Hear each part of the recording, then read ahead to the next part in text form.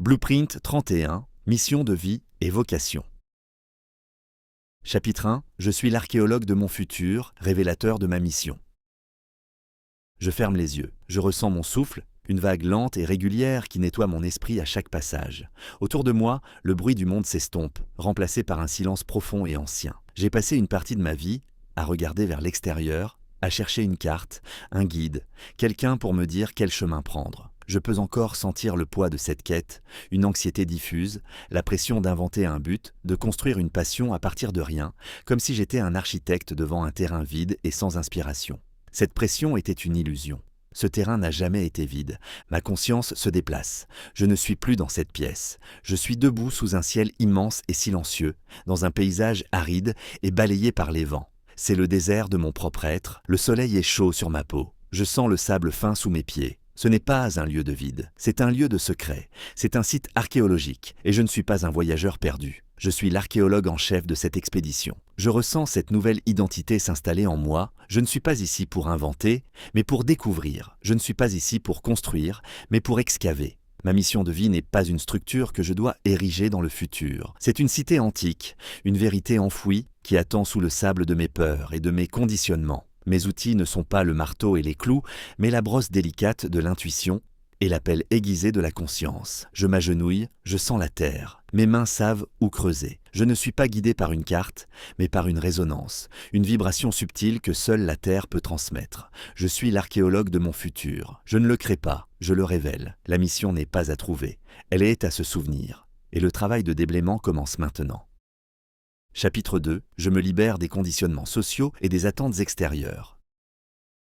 Je me reconnecte à ce paysage intérieur, à ce site sacré qui attend d'être révélé. Mais je vois que le terrain n'est pas seulement recouvert de sable. Il est jonché de débris modernes, des structures en plastique criard, des carcasses de métal rouillées, des slogans publicitaires qui clignotent encore faiblement. Chaque débris est une attente extérieure, une croyance que je n'ai pas choisie, une définition du succès qui n'est pas la mienne. Tu devrais être, il faut que tu aies, les gens qui réussissent font. Je ressens le poids de ces détritus, une couche lourde et artificielle qui étouffe le sol. Je ne vais pas combattre ces débris, je ne vais pas les analyser. Je leur ai déjà donné assez de mon temps et de mon énergie. Je me tiens au centre du site, je prends une profonde inspiration et, à l'expiration, je laisse un grand vent se lever, un vent de pure intention. Un vent de souveraineté. Je le sens balayer le paysage, arrachant les structures en plastique, soulevant les carcasses de métal, emportant les slogans clignotants jusqu'à ce qu'ils ne soient plus que des points lointains dans le ciel. Le bruit de ce chaos artificiel s'évanouit,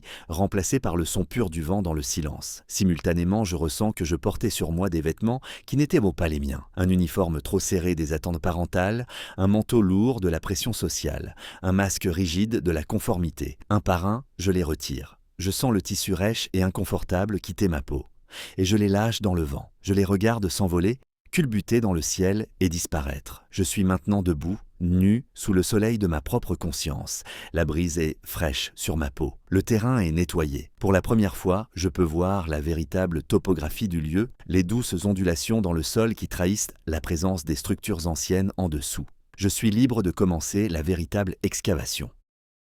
Chapitre 3. J'embrasse le silence pour écouter ma voix intérieure. Le site est dégagé, le vent est tombé, un silence profond et vibrant s'installe. Le soleil est haut dans le ciel. C'est un silence qui n'est pas vide. Il est plein d'informations, mais ce ne sont pas des informations que l'on peut entendre avec les oreilles. L'ancien moi aurait commencé à creuser au hasard, avec frénésie.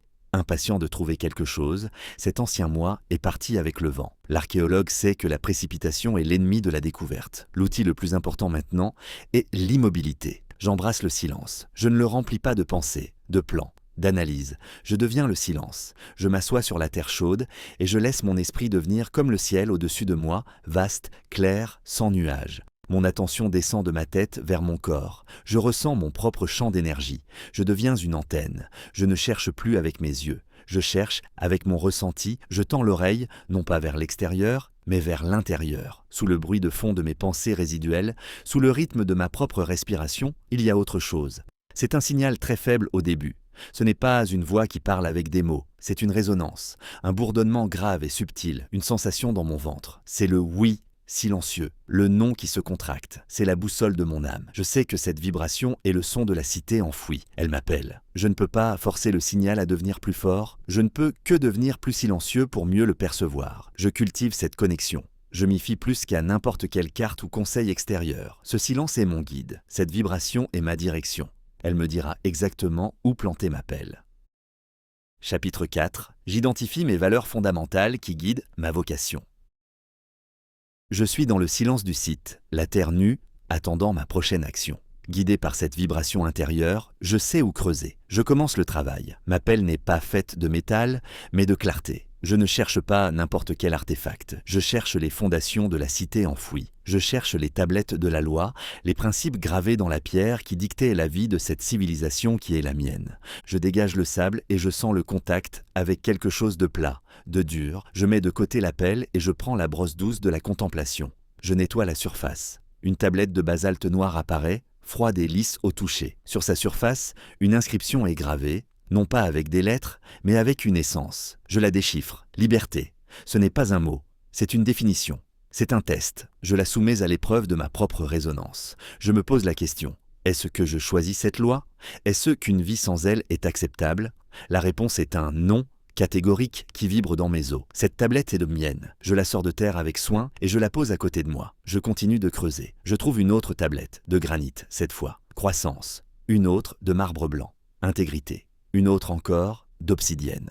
Maîtrise. Je ne collectionne pas des mots à la mode, je suis un législateur qui ratifie sa propre constitution. Pour chaque tablette, je procède au même test rigoureux. Je la tiens dans mes mains. Je ressens son poids, sa texture. Je la teste contre les scénarios de ma vie. Est-ce un principe directeur ou une simple préférence? Je ne retiens que le non négociable, l'essentiel. À la fin de ce processus, j'ai devant moi une petite pile de tablettes. Pas 50, peut-être 5 ou 6.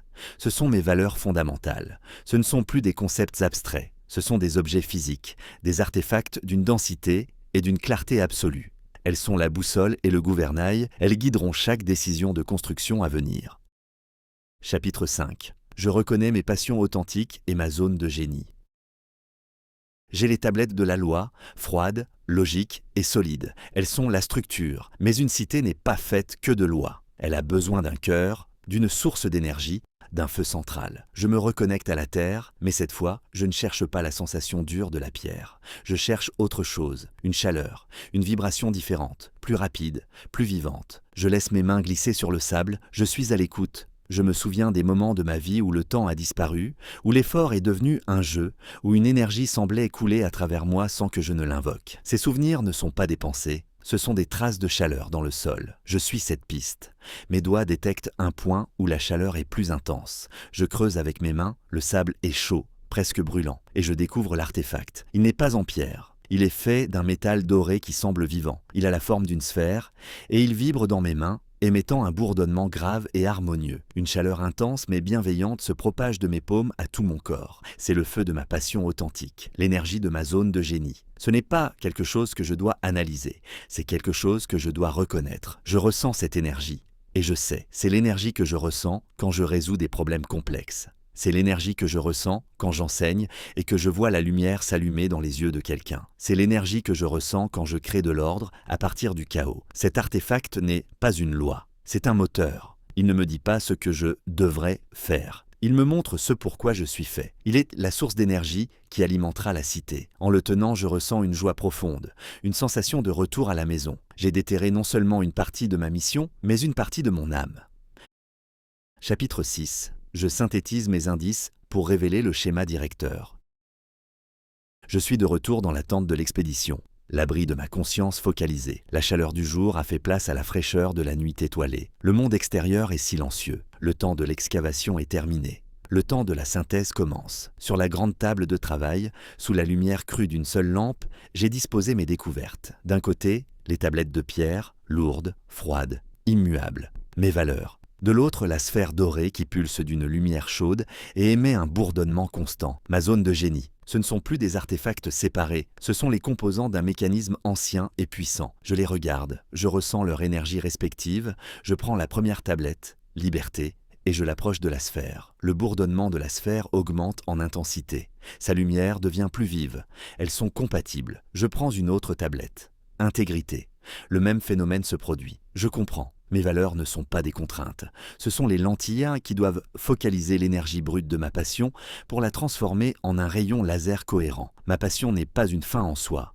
C'est le moteur qui doit fonctionner en respectant les lois gravées sur les tablettes. Je commence à voir les connexions, les liens invisibles entre ces objets. Je visualise des lignes de lumière qui se tracent entre eux sur la table. Une ligne part de la croissance et se connecte au cœur de la sphère. Une autre part de la maîtrise et entoure la sphère comme un anneau de Saturne. Les lignes se croisent, s'entrelacent et un motif commence à émerger. Ce n'est plus une collection de pièces détachées, c'est un schéma, un circuit.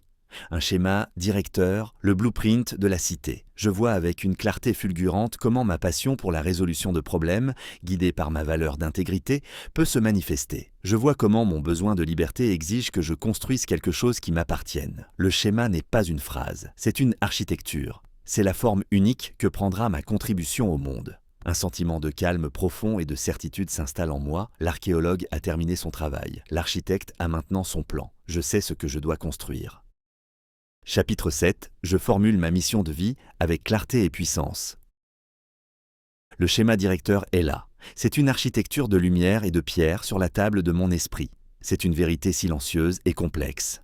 Mais pour qu'elle devienne une force active dans le monde, je dois la traduire. Je dois la distiller en un langage qui peut être compris, qui peut être communiqué, qui peut être porté comme un étendard. Je dois lui donner un nom. Je dois formuler ma mission.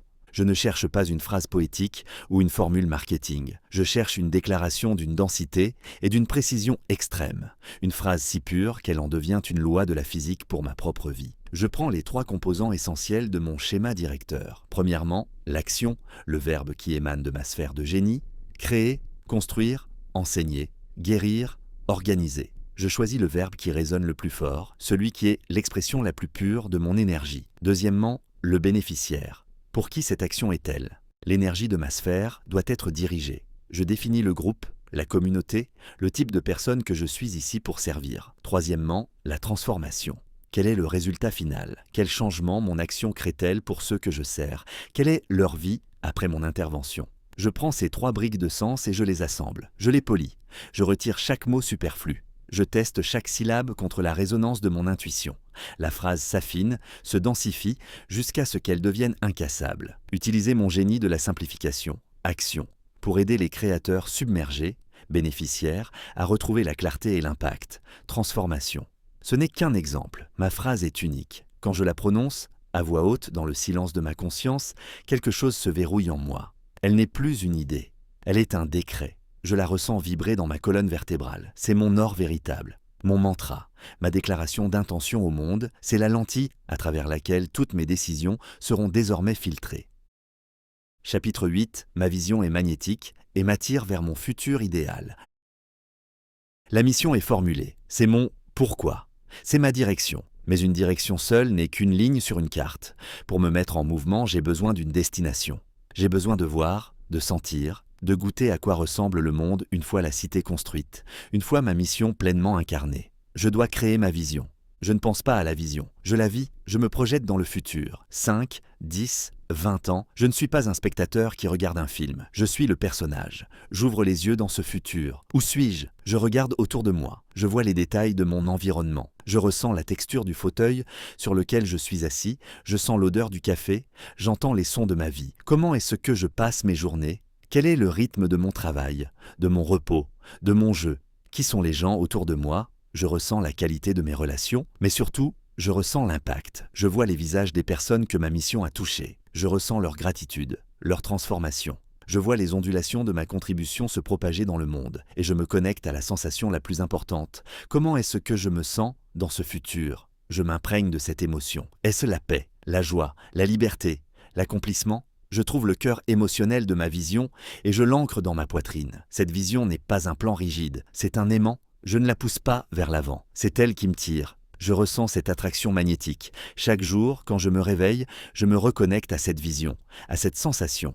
Elle est la force gravitationnelle qui aligne mes actions, qui me donne la force de traverser les difficultés, qui rend les choix difficiles faciles. Je ne travaille plus pour atteindre un objectif. Je suis attiré par un futur qui existe déjà et qui m'attend.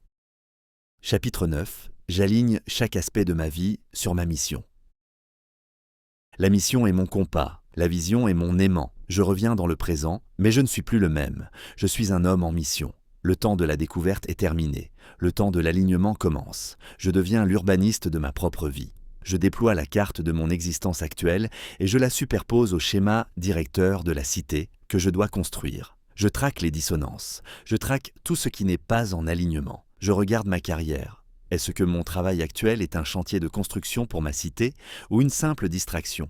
Je ne prends pas de décision hâtive. Je conçois une stratégie de transition. Chaque nouvelle compétence que j'apprends, chaque projet que j'accepte, doit être une pierre ajoutée à l'édifice de ma mission. Je regarde mes finances. Est-ce que mon argent est un outil au service de ma mission ou un maître qui me maintient en esclavage? J'alloue mes ressources avec l'intention d'un stratège en investissant dans les outils, les formations, la liberté qui me permettront de construire plus vite et plus solidement. Je regarde mes relations. Est-ce que les gens qui m'entourent sont des co-architectes, des soutiens, des inspirations, ou sont-ils des sceptiques qui jettent du sable dans les fondations? Je choisis de passer plus de temps avec ceux qui nourrissent ma mission et moins avec ceux qui la drainent. Je regarde ma santé, mes habitudes, mon environnement. Chaque aspect de ma vie est passé au crible de cette seule question. Est-ce que cela sert la mission? Ce n'est pas un processus de sacrifice, c'est un processus de purification.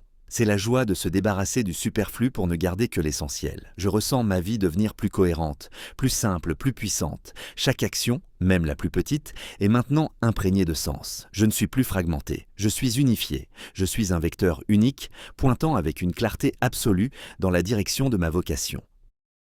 Chapitre 10. Je transforme la résistance et la peur en carburant pour ma vocation. L'alignement a commencé. Le chemin est clair, et c'est précisément à ce moment, lorsque la clarté est la plus grande, que les ombres les plus profondes apparaissent. Je ressens leur présence. C'est la résistance, c'est la peur. Elles ne sont pas des signes que je suis sur la mauvaise voie, elles sont la confirmation que je suis sur la bonne. Elles sont les gardiens du seuil qui protègent les territoires sacrés. Je vois la peur. Elle se manifeste comme une voix froide et rationnelle dans ma tête. Qui es-tu pour faire ça? Tu n'as pas ce qu'il faut. Tu vas échouer et être humilié. Je ressens ces tentacules glacés essayer de paralyser mes membres. Je vois la résistance. Elle est faite des plus subtiles. C'est la procrastination soudaine, l'envie irrépressible de vérifier mes emails, la distraction qui semble si innocente. C'est la force d'inertie qui veut maintenir le statu quo. L'ancien moi aurait essayé de les combattre, de les ignorer. Ou pire, il leur aurait cédé. L'archéologue que je suis devenu a une approche différente. Je ne les combats pas, je les utilise. Je reconnais que la peur et la résistance sont de l'énergie. Une énergie neutre et incroyablement puissante. C'est la même énergie qui alimente l'excitation et la création.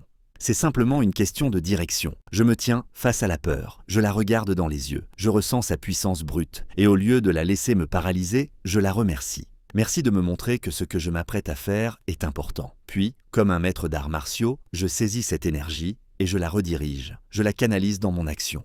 Plus la peur est grande, plus l'action que je dois entreprendre est audacieuse. La peur devient ma boussole, pointant vers mon plus grand point de croissance. La résistance devient mon signal de départ. Dès que je la sens, je sais que c'est le moment d'agir, maintenant. Je fais la plus petite chose possible dans la direction de ma mission. Je pose une seule brique, l'action brise le sort de l'inertie. Je ne suis plus la victime de ses forces, je suis leur alchimiste. Chapitre 11. Je vis ma mission avec courage, engagement et joie profonde.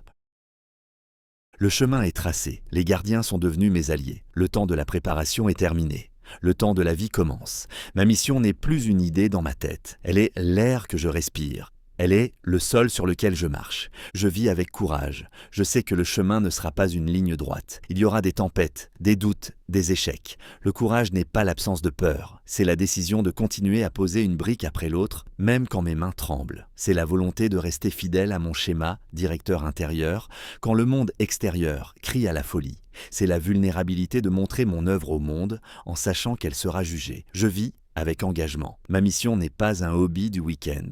C'est un pacte que j'ai fait avec la partie la plus profonde de moi-même. C'est une discipline. C'est un dévouement. C'est le choix répété, jour après jour, de m'aligner sur ma vocation, même quand c'est difficile, même quand je suis fatigué. Mon engagement n'est pas une prison. C'est la structure qui me donne la liberté de construire quelque chose de durable et de significatif. Et par-dessus tout, je vis avec une joie profonde. Ce n'est pas l'excitation superficielle du succès ou la gratification éphémère de l'approbation.